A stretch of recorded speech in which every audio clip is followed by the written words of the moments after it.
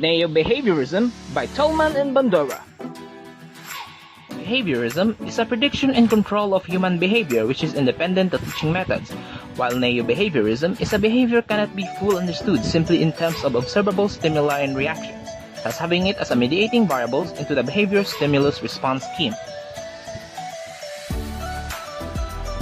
Tolman's purposive behaviorism is known for its goal-directedness, cognitive maps, latent learning, intervening variables. Referred to as sign learning theory and is often seen as the link between behaviorism and cognitive theory. Tolman believed that learning is a cognitive process. Learning involves forming beliefs and obtaining knowledge about the environment, and then revealing that knowledge through purposeful and goal-directed behavior. Tolman's key concepts states that learning is always purposive and goal-directed. Individuals do more than merely respond to stimuli. They act on beliefs, attitude-changing conditions, and they strive towards the goal. The stimuli, which are allowed in, are not connected by just simple one-to-one switches to the outgoing responses, meaning that we ought to learn by pursuing the signs to a goal. Cognitive map may represent as mental information which is associated with exploration, which would lead then to a series of applications to achieve the best course of action to achieve the goal, like a child going to school following the easiest route. Latent learning is subconscious retention of information without reinforcement or motivation, and would mean that learning is outwardly manifested once it is needed or until some incentive is provided for displaying it. Like this rat who wandered in the maze for 6 days and can quickly find the food by taking the shortest route to find it. Intervening variables are not readily seen but serve as determinants of behavior. Learning is mediated or influenced by expectation, perceptions, representation, or other environmental variables, like the rat in the maze, which the hunger is the intervening variable. Reinforcement are not essential for learning, as learning occurs without any obvious reinforcement of the behavior or association that are learned. For an example, a rat was able to acquire knowledge of the way through a maze, developing a cognitive map, even in the absence of reinforcement. Think back to your childhood days. Do you remember learning to ride bike and skateboard? I bet you learned these skills by just watching someone riding their bike and skateboard. And that is what Albert Bandura, a social cognitive psychologist, believed. Albert Bandura was known for his social learning theory. He asserts that most human behavior is learned through observation, imitation, and modeling. Bandura's social learning theory focuses on the learning that occurs within a social context. Our behavior is learned from the environment through the process of observational learning. Observational learning. Children observe the people around them behaving in various ways. The individuals that are observed are referred as models. Examples are parents, teachers, friends in peer group, and social media. These models provide examples of behavior to be observed and imitate. Children will pay attention to some of these models and encode their behavior. At a later time, they may imitate the behavior that they have observed. To sum it up, people can learn by observing the behaviors of others. Social learning theory, often described as the bridge between the traditional learning theory and that cognitive approach. This focuses on how mental cognitive factors are involved in learning.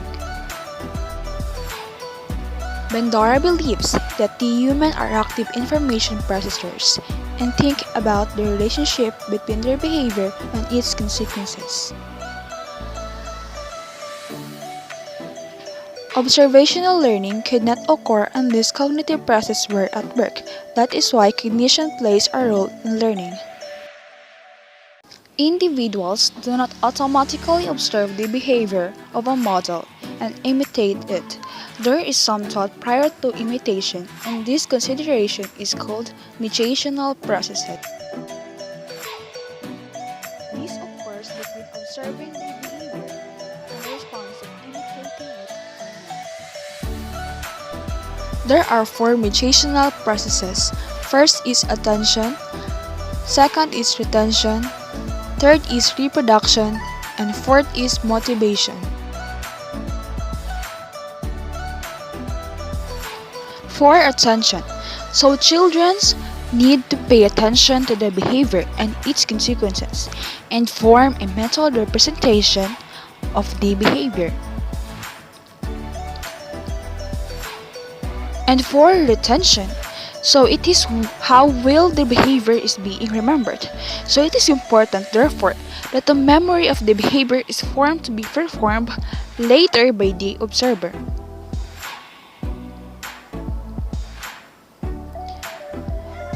And then for the third process, the reproduction, so it is the ability to perform the behavior that the model has just demonstrated. So imitation is not always possible because we are often limited by our physical abilities and weaknesses. And last, for motivation. So motivation, it is the willingness to perform the behavior. The rewards and the punishment that follows a behavior will be considered by the observer.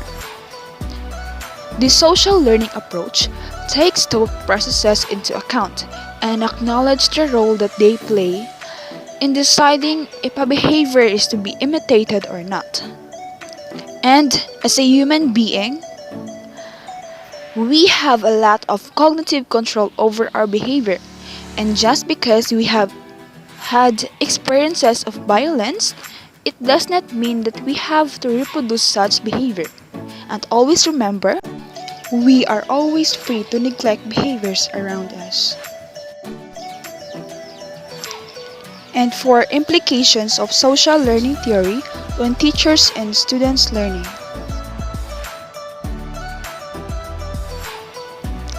This theory can be used to teach positive behaviors to students. Teacher can use positive role models to increase desired behaviors and thus change the culture of the school. Other classroom strategies, such as encouraging students and building self-efficacy, are rooted in social learning theory. For example, if a teacher is positive with their students, and he or she encourages the students this positive energy and verbal encouragement, in return it helps to build self-efficacy, the belief in one's abilities to succeed in various situations. And in conclusion, observation plays a very powerful role in learning.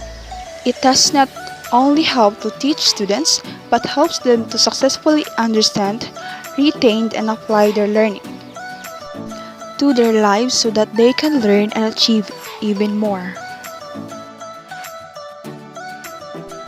For reflection, learning is always purposive and goal-directed. According to Tolman and Bandura, cognitive process promotes learning to pupils, and teaching new concepts, learners may have their interest to fill in the knowledge that they want. And we will end our presentation here. Thanks for watching.